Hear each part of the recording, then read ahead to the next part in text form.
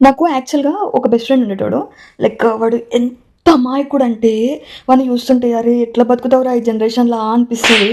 వాడికేందంటే రిలేషన్‌షిప్‌లోకి ఎళ్ళడం అంటే ఇష్టం. కాకపోతే భయపడతాడు. సో, వన్ ఫైన్ డే ఏమైందంటే ఒక అమ్మాయి వచ్చి ప్రపోజ్ చేసింది. బట్ బావుంది. ఆ అమ్మాయి కూడా క్యూట్‌గుంది, బావుంది. ప్రపోజ్ చేసింది. But he rejected.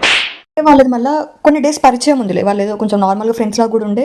బట్ ఈడు రిజెక్ట్ చేసిండు. సో, ఆ అమ్మాయి మాట్లాడడం మానేసింది. నేను అడిగిన, "అరె! నీకేం బాధ అనిపిస్తలేదారా మరి?" అని చెప్పేసి అడిగితే, నీకో ఎగ్జాంపుల్ చెప్తా రాధిక విను. ఇప్పుడు ఒక తల్లికి ఒక కొడుకు పుట్టినాడనుకో, అప్పుడే పుట్టిన కొడుకు పుట్టి చనిపోతే ఆ తల్లికి బాధుంటది. కానీ అదే కొడుకు ఒక 20, 30 ఇయర్స్ పుట్టి పెరిగిన తర్వాతకి చనిపోతే ఆ తల్లికి ఎంత బాధుంటది. సేమ్ నా ప్రేమ కూడా అంతే.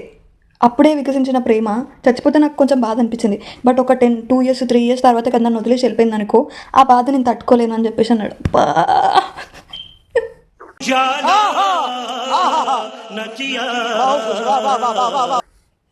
అమ్మా! ఏం లాజిక్ అనిపించింది తెలుసా?